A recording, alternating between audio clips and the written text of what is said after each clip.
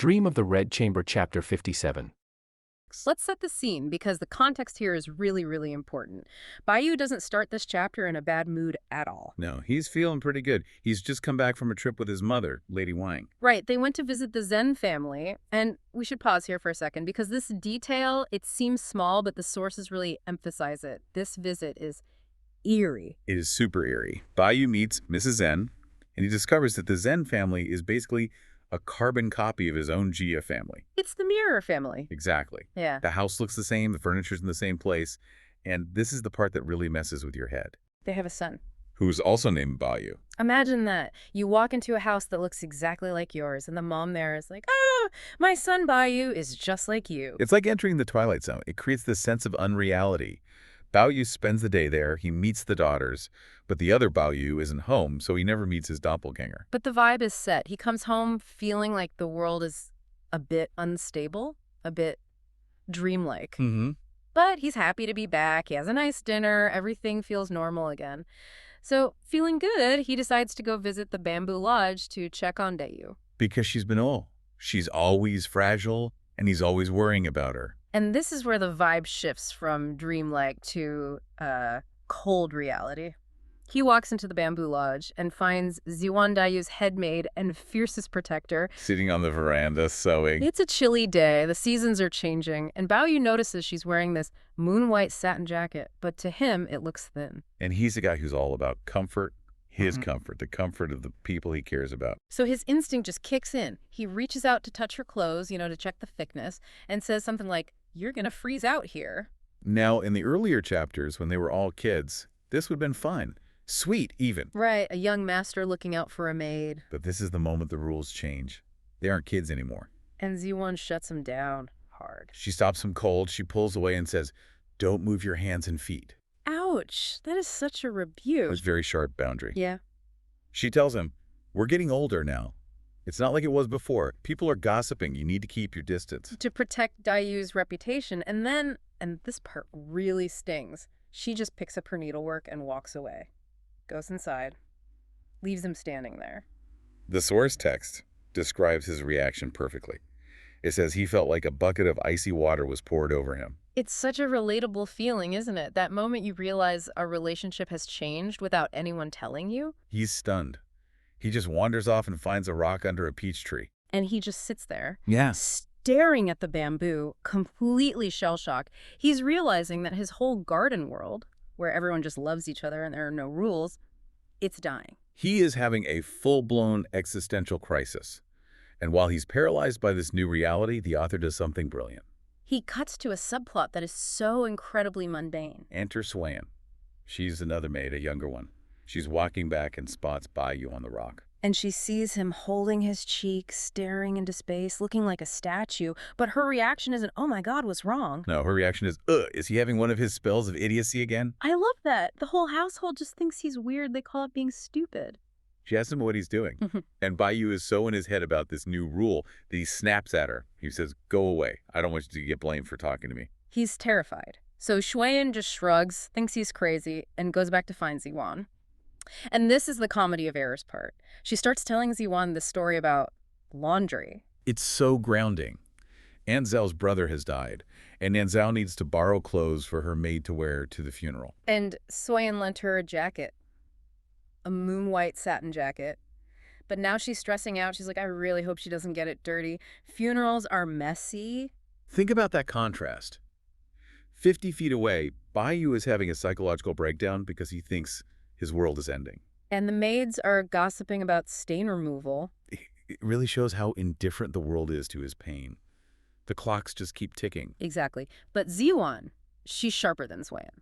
She hears that Baoyu is sitting on a rock acting weird, and she realizes... I know I might have got too hard on him. She realizes she might have broken him a little bit, so she goes out to the peach tree to find him. And this is the reconciliation. She softens her tone. She explains, "Look, I wasn't rejecting you. I was just trying to protect us from gossip." And Baoyu is so relieved. He's like a puppy. He admits, I was scared everyone was going to stop talking to me. And they start chatting. It gets really domestic. They even talk about swallow's nest soup. Which is a huge detail. Swallow's nest is this super high-end, expensive delicacy. Right, and Baoyu used his influence with the grandmother to make sure Dayu gets a bowl of it every single day for her health. It's his love language. I can't marry you yet, but I can make sure you have the best soup. Exactly. It shows his deep, practical care. So they're talking about soup. The tension is gone. Baoyu is smiling. It seems like everything is fine. But then Ziwan makes a choice. And I still struggle with why she does this. She decides to test him. This is the pivot point. She looks at him, sees how relieved he is, and she thinks, I need to know, is this for real? Or is he just playing around? So she drops a lie. A massive lie. She says, well, enjoy the soup while you can. Because next year, Dayu is going back home to her family in Suzhou. Now, Baoyu knows Dayu's parents are dead. But Ziwan spins this whole logical web. She says, the Lin family is an important family. They aren't going to leave their daughter here forever. Someone will come for her. She has to get married. She makes it sound totally inevitable. And then she twists the knife. She says, Dayu told me to tell you to pack up all the little gifts she gave you over the years. Because she's packing up yours to return them. Returning the gifts, that is the universal symbol of a breakup. It's over. So Baoyu hears this. She is leaving. How does he react? Does he get angry? Does he argue? No. And that is what makes this so terrifying. He doesn't react emotionally, he reacts physiologically. The text says it was like a thunderclap hitting him in the head. Let's get into the symptoms because the description here is shocking. It is visceral. The text says his face instantly turns purple and swollen. His eyes go straight, literally fixed in a stare. And he loses control of his mouth. Yes. Drool starts running from the corner of his mouth. He goes completely catatonic. That sounds like a stroke or a seizure. It's a total system failure. The maid, Kingwen, finds him, and she panics. She has to physically drag him back to his room. He can't walk. The details are so specific. It says he is sweating profusely, but his hands and feet are ice cold. Shock. He is in deep, deep shock. And this line haunted me. If they give him a pillow, he sleeps. If they pull him up, he sits. He has lost all agency. He's just a doll. The maids are terrified. They don't dare tell the matriarch yet, so they call for reinforcements. Nanny Lee, his old wet nurse. The voice of experience. She comes in, takes one look at him, and performs a diagnostic test. The pinch test. I winced reading this. She pinches his philtrum, that sensitive spot right under your nose, and she pinches it so hard her fingernails dig in and leave deep marks. And Baoyu. Nothing. Nothing. No flinch. No sound. He feels no pain. That is horrifying. That's when you know it's bad. And Nanny Lane knows it. She immediately assumes he's dead or dying. She starts wailing. She screams, I've wasted a lifetime of worry. He's useless. And useless here means gone. So now the room is pure chaos. The old nanny is screaming, the maids are crying, and Baoyu is just sitting there, purple-faced, drooling. Which brings us to the ripple effect. You can't keep a secret like this in that house. Ziren, Baoyu's chief maid, finds out. She finds out Ziwan said something to him. And Jaziran is usually the calm one. Right. Not here. She marches right over to the bamboo lodge, and she doesn't ask what happened. She asks, what did you say to him to kill him? To kill him! That's the level we're at. She describes Baoyu as half dead, with fixed eyes and cold limbs. But the critical part is, Dayu is right there in the room, listening. Oh, God. Dayu, we forgot about her. She's already sick. How does she handle this? It's a mirror image of Baoyu's collapse. The second she hears Yuren's description, Dayu vomits. She throws up all the medicine she just took. And it's not just that. The text says she has a coughing fit that shakes her intestines and sears her liver. It's violent. It shows the sympathetic resonance between them. When Baoyu shuts down, Dayu's body starts rejecting life. She tells Yiwan to stop helping her. She says, get a rope and strangle me. So she's saying, if he's dying, I'm done. Just finish it. Exactly. It validates this whole destiny thing. There are one soul and two bodies. If one goes, the other goes. But back in Bayu's room, things are escalating. The boss has arrived. Grandmother Jia, the matriarch. She finally heard the commotion, and she is terrified. Shirin and Ziwan rush back. Grandmother Jia sees Ziwan, and the text says her eyes were breathing fire. She calls Ziwan a little hoof, which I have to say sounds kind of cute in modern English, but in this context. It is not cute. It is a slur. It's like calling her livestock. Yeah. It shows that Grandmother Jia is ready to destroy whoever hurt her grandson. She demands to know what happened. And Ziwan realizes the massive scale of her mistake.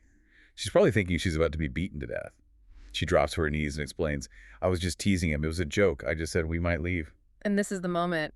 Baoyu, through the fog of his catatonia, he hears her. He hears Ziwan's voice. He hears that it was a joke. And he finally reacts. He lets out a sound, ah, yeah, and then he just bursts into tears. Thank goodness the dam breaks. The tension snaps. The whole household can breathe again. He cries. He starts moving. He's back. And then he starts screaming, but it's repetitive. He just keeps yelling, if you go, you have to take me with you. And this is where the comedy of errors really kicks in, right? Because the other people in the room, the nannies, the other maids, they didn't hear the joke. No idea. They just walk in and find the young master drooling and screaming while clutching this poor maid. Completely confusing for them. Grandmother Jia, who we have to remember is the absolute authority in this house, the matriarch. And she sees Baoyu clutching Ziwan, weeping, and her first instinct is the default assumption of a feudal household. The servant messed up. She assumes abuse. She assumes Ziwan has offended him, or maybe even beaten him, which would be a capital offense in this household. She is ready to have Ziwan punished severely. But Baoyu is holding on to the maid for dear life. He's using her as an anchor. He's saying, no, I'm going with her. It's only when they finally calm down enough to ask questions that the truth comes out. Ziwan has to confess. Right. She says, I was just teasing him. I said we were going back to Suzhou. And the relief in the room is palpable, but then it quickly turns to bewilderment. Grandmother Jia starts crying herself. She says, I thought it was some huge disaster like a death or a sudden illness, but it turns out it's just a joke. But there's a character here who steps in to make sense of it all, Aunt Sue. Yes, I found her analysis really interesting because she seems to be the only one applying psychological theory to what just happened. Aunt Sue is absolutely the voice of reason here. She validates Baoyu's reaction. She uses a specific term to describe him, Shinshi. Shinshi, let's unpack that. How do we even translate that? It translates roughly to having a solid heart or an honest heart. It implies someone who takes things literally, someone who lacks the guile to understand deception. I see. And she points out that Baoyu and Dayu grew up together. They aren't just cousins. They've been inseparable since childhood. She says something to the effect of, even a cold-hearted adult would be sad to hear a close friend is leaving. So, of course, she says, a sensitive child like Baoyu hearing this out of the blue would have a breakdown. Right. She normalizes it. She tells the room, look, this isn't a physical illness. This isn't madness. It's a reaction to the threat of separation. But, and this is the key conflict of the chapter, knowing the cause doesn't stop the chaos. Not all. Because Baoyu has already tipped over the edge. He has left reality. He's now operating on what you might call dream logic. Yeah. And that brings us to section 2, the crisis of the name. This part reads like a farce written by Kafka. It really, really does. Yeah. So Baoyu is lying there, traumatized by the idea that Dayulin Dayu is leaving, and in walks a servant to report on some household business. And this servant happens to be the wife of the steward, Lin Zixiao. And there it is, that syllable, Lin. It's the trigger word. It's totally the trigger word. Someone announces Lin Zixiao's wife is here to see you, and Baoyu hears Lin and loses his mind all over again. He doesn't hear Lin the servant. He hears the Lin family is here to take Dayu away. And he starts thrashing around in bed, screaming, it's the end! The people from the Lin family are here! Beat them out! Get them out of here! It's tragic, but the reaction from the household is, it's immediate and drastic. Grandmother Jia, who is usually so dignified, has to improvise a lie on the spot to stop him from screaming. She realizes she has to fight fire with fire. If he's believing a lie, she has to give him an even bigger lie. So what did she tell him? She tells him, don't worry, Baoyu, that's not the Lin family. The Lin family is all dead. They're extinct. Wow. No one is coming to get her because there is no one left. The Lin family is dead. That is bleak, Oh, but effective. moderately. Baoyu cries and says, I don't care who it is, except for cousin Lin Dayu. No one with the surname Lin is allowed here. And Grandma Jia basically says, done. She issues a decree right then and there, and I think this speaks volumes about her power. Oh, absolutely. She essentially edits the vocabulary of the entire household. She does. She tells the servants, okay, from now on, Lin Zixiao's wife is banned from the garden. We are essentially firing her from this specific duty. And furthermore, she says, no one is allowed to say the word Lin anymore. Think about the power dynamic there. She bans a common surname and bans a senior servant from doing her job, just to keep Baoyu's blood pressure down. It's absolute coddling, but it's also desperation. But it doesn't stop there, does it?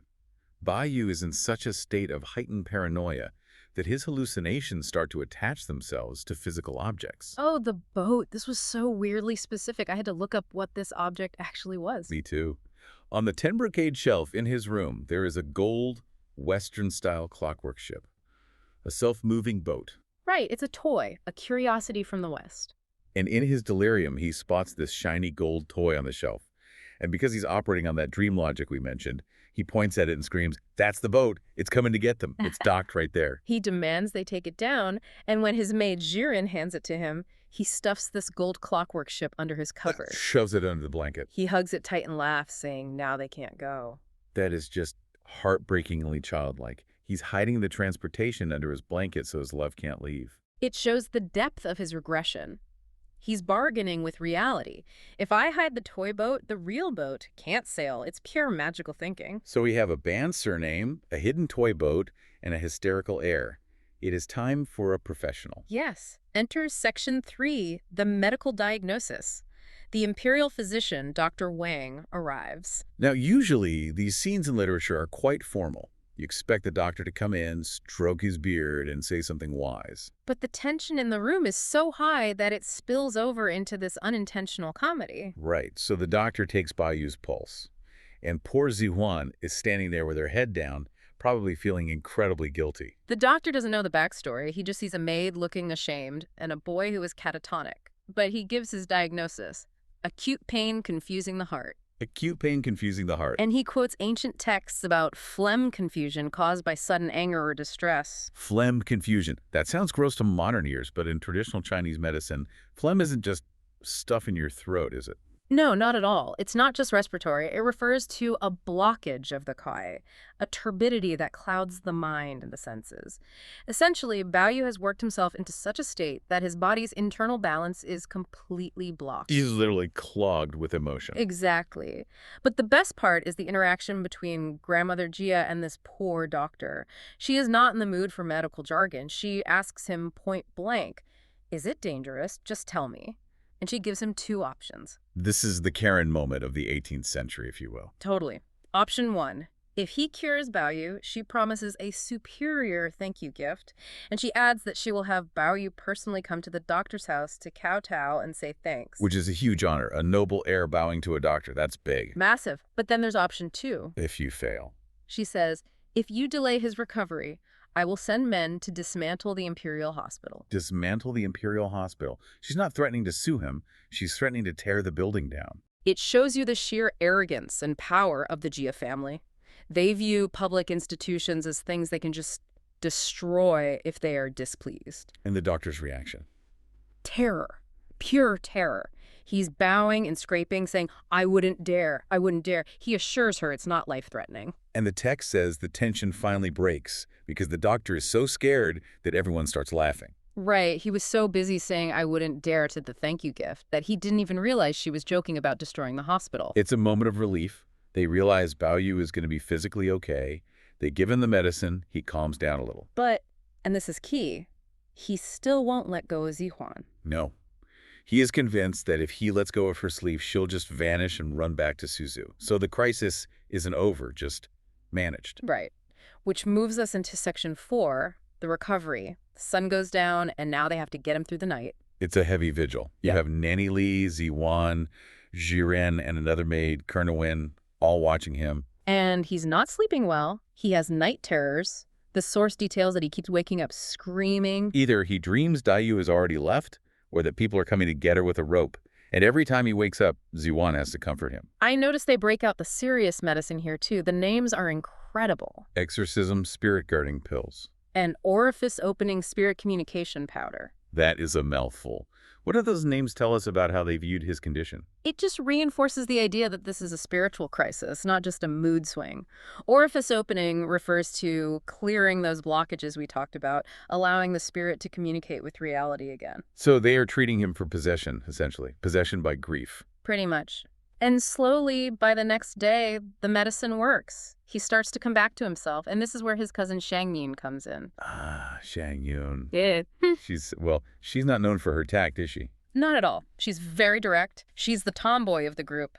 Once she sees Baoyu as lucid, she starts teasing him. She describes his behavior back to him, how he was drooling, screaming, clutching the maid. And Baoyu actually laughs. He didn't even know. He had no idea. He thought he was acting rationally. He doesn't believe he was that out of control until he sees the evidence, the medicine, the tired maids, that gold boat under his pillow. But even though he's better, the core issue hasn't been resolved. He still needs to know why Ziwan said what she said. Exactly. Which brings us to section 5, the private conversation. This, to me, is the real heart of the whole chapter. It is. Once the chaos settles, Baoyu and Ziwan are finally alone. He grabs her hand again and asks, "Why did you scare me?" Ziwan tries to brush it off. She says, "I was just teasing you," but then she drops another bomb, another lie. She just can't help herself, can she? She's testing him again, or maybe trying to justify her previous lie. She tells him, "Well, I heard Grandmother Jia wants to betroth you to King Ginyang King Keeking." And this is interesting because Baoyu doesn't freak out this time. He uses logic. Exactly. It shows his sanity has returned. He laughs and says, "You're sillier than I am. That's impossible. Qin Gunyang is already betrothed to the Mei family." So he knows facts from fiction now. But then Zihuan pushes a little more. She's trying to gauge the depth of his commitment. And Baoyu delivers what I think is one of the most intense, nihilistic speeches in the whole book. We call it the ash and smoke speech. This is such a profound expression of devotion, but also of total negation. Baoyu is frustrated that people think he's just acting crazy or being dramatic. He wants to prove how real his feelings are.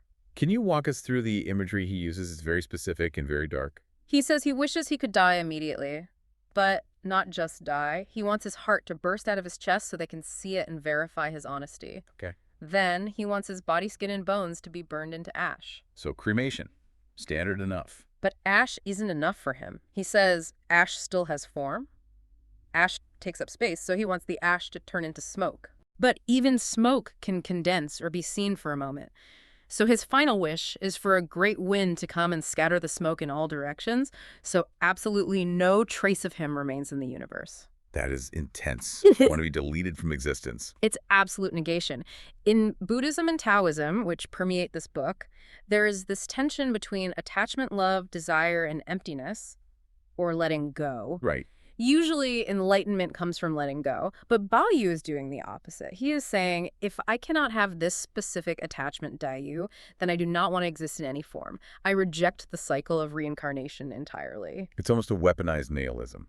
If I can't be with her, I refuse to be anything. Precisely. And for Ziwan, hearing this is terrifying, but also reassuring. Reassuring? How is that reassuring? Because it answers her question. Remember, why did she start this whole mess? Right. We haven't fully explained her motive yet. Ziwan finally admits it. She wasn't just being cruel. She was scared. She explains the difference between herself and the other maids. Ziren, the head maid, belongs to the Jia family. She's safe. But Ziwan was given to Dayu. She says, I belong to the Lin family.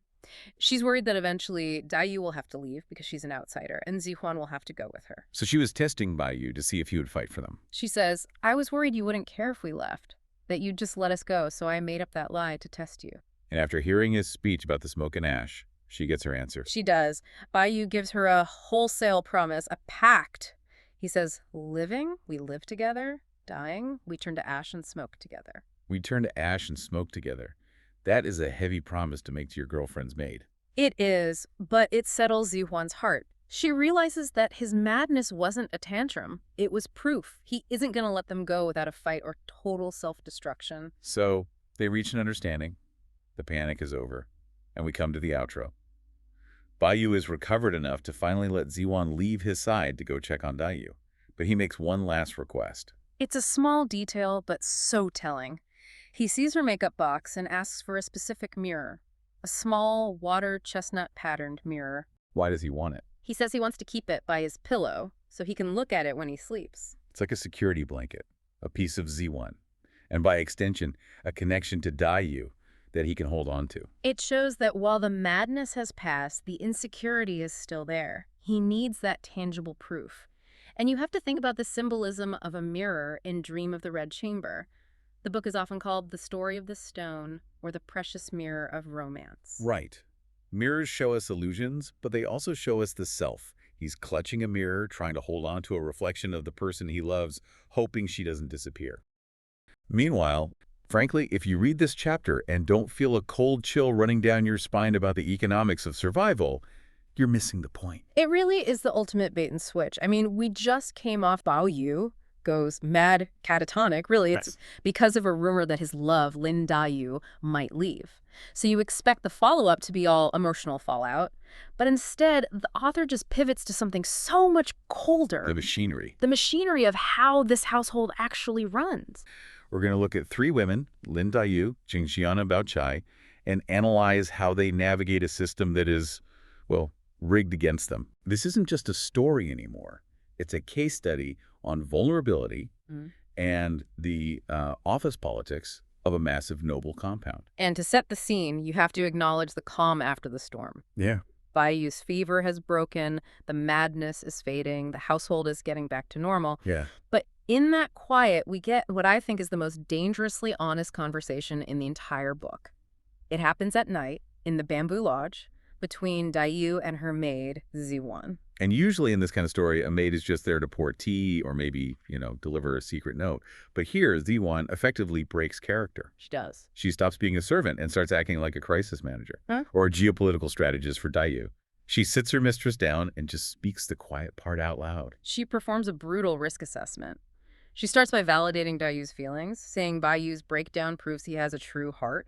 But then she pivots. She says, essentially, that's nice, but it's not security. And she warns her that the current situation is just incredibly fragile. The phrase she uses is poetic, but the meaning is, it's terrifying, she says.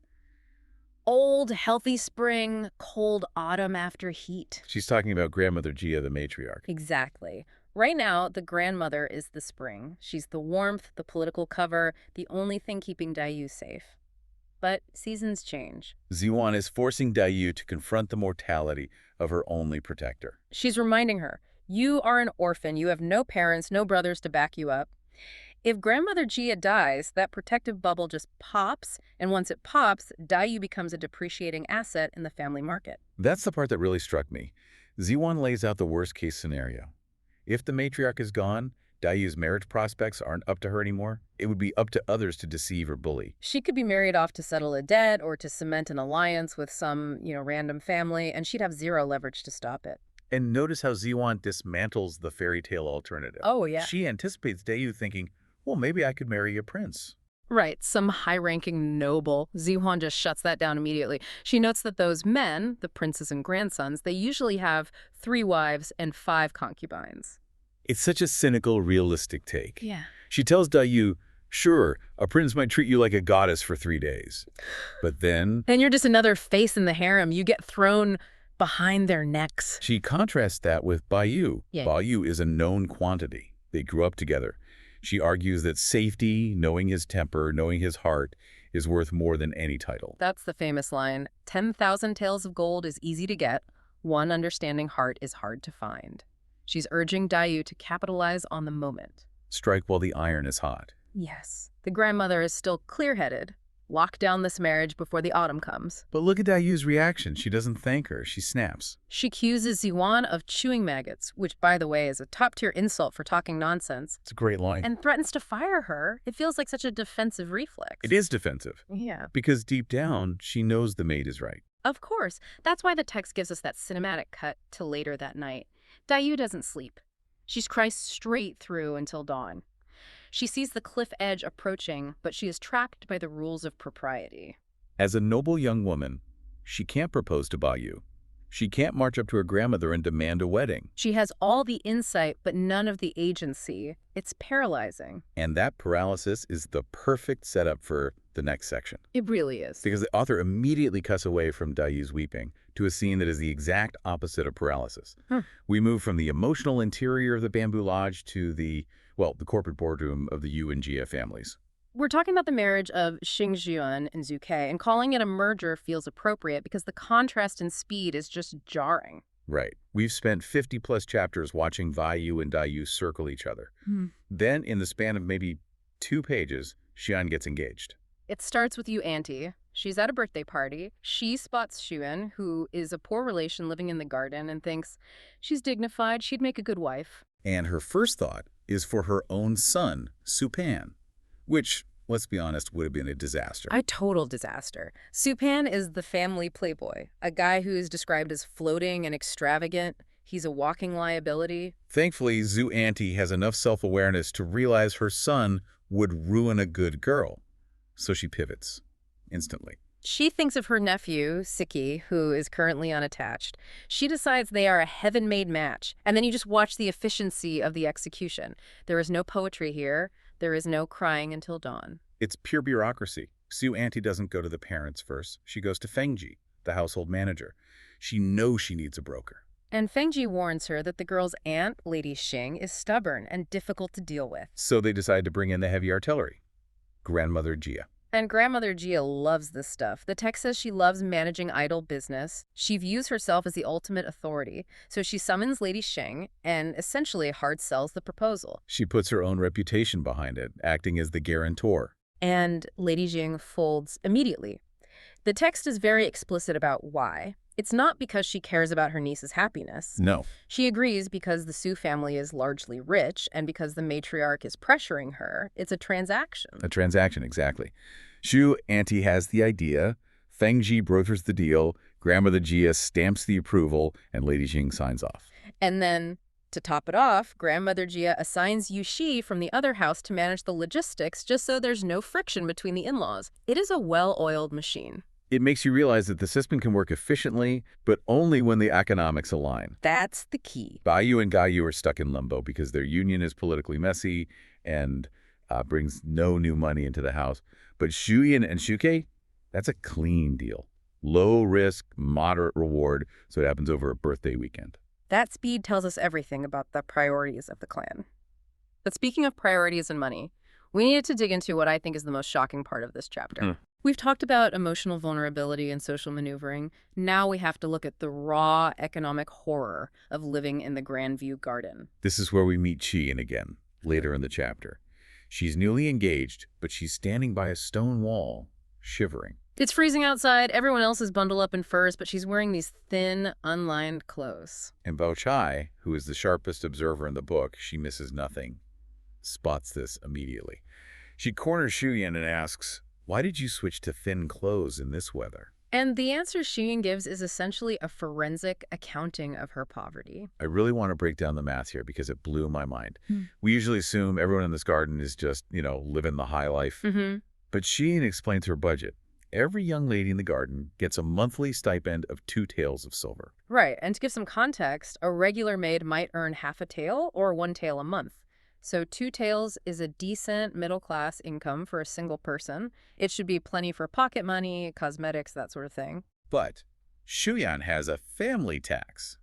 Her father is a drunk, her mother is checked out, and her aunt, Lady Xing, is greedy. So Lady Xing orders Shuyan to send 1 tael of that allowance home to her parents every single month. She is effectively taxed 50% at the source. So she's down to 1 tael. Now, she lives as a guest in the house of the second sister, Yingchen. And you'd think, okay, housing is free, 1 tael is still manageable. But this is where the text exposes the tipping culture of the household. This is the part that feels so unfair. Yingchen, the mistress of the house, is passive. She's described as a wooden block. She lets her servants run the show, and these servants are thorny. They hold immense soft power. In these noble households, if you don't grease the wheels, if you don't buy the nannies and maids wine, snacks, and treats, they can make your life miserable. Oh, yeah. They'll forget to bring you hot water. They'll serve your food cold. They'll spread rumors. So Shuyan, who is technically a mistress and a guest, has to spend her remaining money bribing the staff just to survive in a rich house without being bullied. And the math just doesn't work. Her operating costs exceed her income. She's running a monthly deficit. And that's why she's freezing. She explains to Bao Chai that she had to take her winter clothes to a pawn shop just to get a few strings of cash to pay off the nannies. It completely destroys the illusion of the Grandview Garden. From the outside, it looks like paradise. From the inside, for a poor relation, it's a place where you can go bankrupt trying to keep up appearances. It's expensive to be poor, especially when you live with the rich. This is where Bao Chai steps in. We often stereotype Bao Chai as the perfect, rule-abiding feudal maiden who never rocks the boat. Sure. But here, she acts like a seasoned fixer. She doesn't just offer sympathy, she offers a bailout strategy. She takes charge immediately. She tells Shuyun, stop paying them. She says, let the servants be thorny. She effectively says, I'll handle them. If they have a problem, they can come to me. She positions herself as the protector. And then she offers to redeem the clothes from the pawn shop. Which leads to the great punchline of the chapter. I love this part. Bao Chai asks where the pawn ticket is from. Shuyun says it's the Hengshu pawn shop on Gulu West Street. And Bao Chai just laughs. Because her family owns it. Exactly. The Su family owns the pawn shop. Bao Chai makes a joke about it. She says, the person hasn't come over yet, meaning Shuyun hasn't married into the family, but the clothes arrive first. It's a funny moment, but it also reinforces the massive class difference. The Su family is merchant rich. They own the infrastructure of debt that the poor relations are trapped in. It emphasizes that Shuyun is marrying into a commercial family. The Su wealth is liquid. It's built on businesses. And that merchant pragmatism comes out in the final scene we need to discuss. While they are talking, Bao Chai notices a jade pendant hanging on Shuyun's skirt. Right. Tanshin, the third sister, gave that to her. Tanshin is proud and sharp.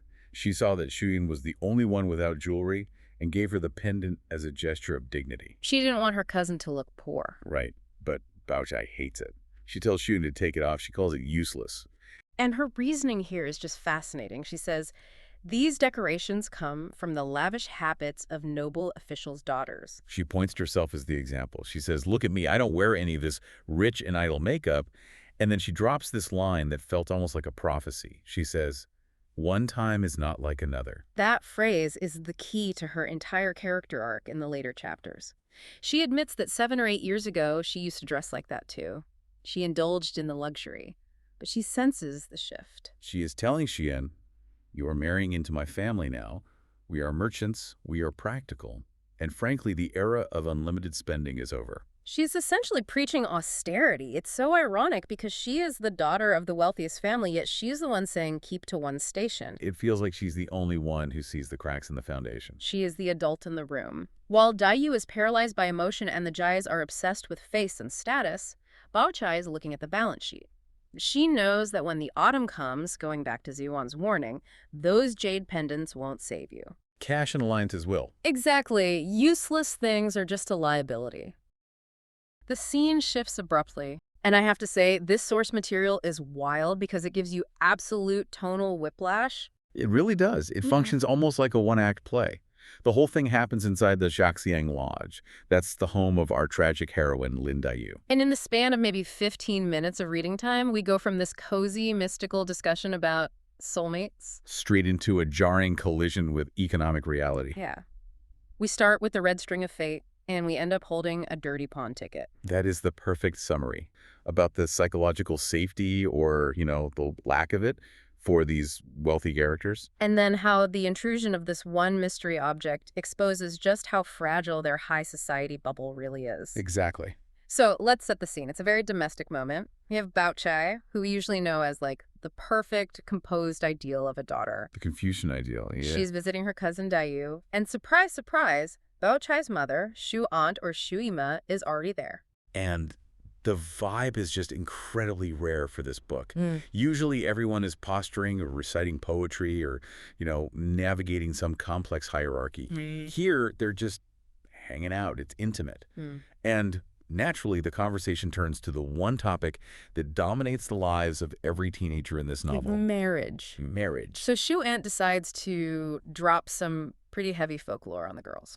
She brings up the old man of the moon. Now, I've heard this myth loosely, the soulmate idea, but her description here is much more visceral than the Hallmark version. Oh, yeah. It's less rom-com soulmate and more inescapable bondage. Right. Shu Aunt explains that this deity, the old man of the moon, he manages the marriage registry of the entire world. And he carries a red string. And this is the detail that stood out to me. He doesn't tie your pinky fingers, does he? No. In this specific retelling, he ties your ankles. Which just feels aggressive, like a shackle. It implies you can't run. You can't walk away. Shu Aunt is very specific here. She says it doesn't matter if two families are mortal enemies. It doesn't matter if they're separated by oceans. If the old man ties your ankles, you will end up together. You will be dragged toward each other. It's fascinating because she's basically removing human agency from the whole equation. She's telling these anxious girls, look, stop worrying. Your parents can't stop it, and you can't force it. It's a sedative. She's trying to calm the anxiety in the room. But while she's preaching this philosophy of let it be, you have to look at what her daughter Baoyu is doing. This was shocking to me. Baoyu is usually the ice princess. She's the responsible one. Always. But here, the text says she's rolling into her mother's arms, cuddling her, and acting like a spoiled toddler. It is a huge break in character. She's regressing. She's letting her guard down completely. And Baoyu, who is watching this, she calls her out. She does. She says, you're usually so mature, but the second you see your mom, you start acting like a baby. And that comment isn't just an observation, is it? It's a wound. It is. I mean, you have to remember, Baoyu is the tragic orphan of the story. She lost her mother very young. So seeing Baoyu physically embrace her mother highlights exactly what Baoyu doesn't have.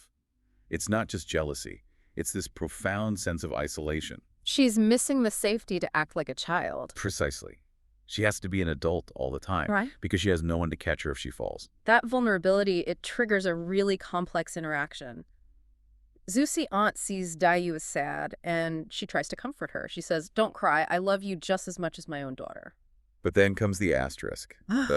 But Right. She admits, I don't show it publicly because people speak few good words and many bad words. Yeah. That felt so cynical for a comfort speech. it's the political reality of the Jia household. Su-Aunt is a guest living there. She knows that if she's seen doting on Baoyu too much, the servants and relatives will gossip. They'll say she's sucking up. Exactly. They'll say she's only doing it to get in good with the grandmother, the matriarch, who obviously favors Baoyu. So even a hug has to be politically calculated. In this house. Yeah. Absolutely. Every gesture is analyzed. But Baoyu is so starved for affection that she takes what she can get. She plays along, she jokes, okay, since you love me like a daughter, I'll acknowledge you as my mother starting tomorrow. And this is where the dialogue just gets so snappy. Baoyu, who was just acting like a toddler, instantly snaps back to being the sharpest person in the room. She yells, "You can't!" And this is such a brilliant trap, linguistically. It really is. In the Chinese context, Baoyu is playing with the words for adoption versus marriage. She tells Baoyu, if you are her daughter, you can't be her daughter-in-law. Oh, I see. She's saying, if my mom adopts you, that closes the door on you marrying into our family. It's incest taboos 101. But wait, was Baoyu actually suggesting Baoyu marry her brother, Chupan? Because, yikes, we know Chupan, he's a disaster. No. That's the surface joke. Yeah. Chupan is a brawler, a drinker, a total mess. Baoyu would basically die of shock. Okay, good. Baoyu is banking on the fact that everyone knows that's impossible. She is using the daughter-in-law joke to tease Baoyu about the other male option in the family orbit. She's hinting at Baoyu, the main character. Precisely. By keeping Baoyu as a niece figure, the marriage lines to Baoyu remain theoretically open. It's 4D chess masked as a slumber party joke. And Su-Aunt just picks up the baton and she decides, okay, we're doing this, let's talk matches. Yep. And then Su-Aunt has this theatrical aha moment. She looks at Diane and says, wait, I've been blind. The perfect match is right here. She calls it perfect in all four corners, which is just such a satisfying phrase. It implies structural integrity, a house that won't fall down. She argues that because the grandmother loves Baoyu and the grandmother loves Baoyu, combining them is the only logical move. It's the validation Baoyu has been waiting for her entire life. But what interested me was the reaction in the room. Baoyu gets embarrassed, obviously. The rich girls are giggling. But there is one person who isn't laughing. Ziwan. Baoyu's maid. Yes. Ziwan rushes in and essentially begs Su-Aunt. She says, if you mean this, go tell the madam right now. Go make it happen. This is such a critical moment for understanding the class dynamics here. For Baoyu and Baoyu, talking about marriage is a parlor game. It's theoretical. It's a fun bit of gossip. Yeah, it's embarrassing but exciting. For Ziwan, the servant, this is a matter of life and death. Because she knows Baoyu has no backup plan. Exactly. Ziwan knows the reality. Baoyu is sickly. She has no parents to advocate for her. She has no dowry. If the grandmother passes away before Baoyu is married to Baoyu, But protection evaporates. it's gone. She'd be cast out, treated poorly, married off to some random minor official far away. Ziwan sees the cliff edge that the noble girls are ignoring. She's desperate to lock this contract down. That is such a sobering perspective. The servant is the only one doing the risk assessment. Absolutely. The girls are looking at the stars. The maid is looking at the lease agreement. And speaking of reality checks, we have to move to the second half of this scene because the mood shifts drastically. It really does. We go from perfect marriages to a dirty piece of paper on the floor. Enter Shi Xiangyun. Right, the other cousin, very energetic, kind of a tomboy. She bursts in holding something she found. She calls it an account book or an account page. She's waving it around, totally confused. And the reaction from the older women, the servants in the room, is just immediate laughter. Because they know exactly what it is. It's a pawn ticket. A pawn ticket. And the punchline is that Shangyin, a marquis's daughter, and Baoyu, who is incredibly well-read, have absolutely no clue what a pawn ticket looks like. They've never seen one. It's a hilarious but stinging indictment of their privilege. Yeah. She aunt actually sighs. She says, "True noble families. Where have they ever see such a thing?" It's beneath them to even know how money is borrowed. They understand gold, but they don't understand debt. Right. And then the girls ask a question that makes them sound even more out of touch. They ask, "Do the pawn shops owned by your family, the Xu family, have tickets like this?" Like, surely our pawn shops are nice, sir, right? And the servants laugh again. They use a very famous Chinese idiom here. "All crows in the world are black." All crows in the world are black. I love that. What's the deeper meaning there? It means corruption is universal. Or in this context, predatory business practices are universal. It doesn't matter if it's the nice Su family running the shop. A pawn shop is a pawn shop. It extracts value from the desperate. So the servants are basically telling them, your family's money is made the same dirty way as everyone else's. It's a gritty slice of economic reality. Yeah. But there's one noble girl in the room who doesn't ask what it is. Bao Chai knows everything. She's the pragmatic administrator. She sees the ticket and immediately recognizes it. But notice her move. She lies. She does. She tells everyone, oh, that's just an old, useless ticket that the maid was playing with. It's nothing. Why lie? Bao Chai is usually all about the rules. Because she knows whose ticket it really is. And she knows that if she reveals the truth in front of the servants and the mothers, the owner of that ticket loses face. And in this society, losing face is worse than losing money. Absolutely. Bao Chai is fiercely protective of dignity. She waits until the adults leave to drop the bomb. Okay, so once the adults are gone, she tells Jianyun and Dayu the truth. Who does the ticket belong to? It belongs to Xing Juan. Wait, the same Jun that Xiu Aunt was just talking about potentially marrying Baoyu? The very same. And Qian is drowning in plain sight. Pawning her coat in the middle of winter. This revelation, it really acts as a personality test for the three main girls, doesn't it? Their reactions are so distinct. It's a perfect character study. A Rorschach test for their souls. Right. Let's look at Dayu first. What is her reaction to finding out her cousin is broke? She gets sad. She quotes another idiom. The fox mourns the death of the hare. Right. Things of the same kind sorrow for each other. Yeah. Dayu sees Juan's poverty and she makes it about herself. She feels vulnerable. She thinks, that could be me. Exactly. I'm an orphan. I have no money. I rely on the Jia family too. Hmm. She looks at the pawn ticket and sees her own potential future. It's empathetic, yes, but it's also deeply self-pitying. Then you have Xiangyan. She doesn't get sad. She gets mad. Jianyan is the hothead. She wants to storm out and confront the servants. She wants to demand why they are letting a relative suffer. She wants to be the hero. Yeah, she references historical assassins Jin Kai and Ni Zheng. She wants to be the knight in shining armor. It's very shoot first, ask questions later. Completely impractical.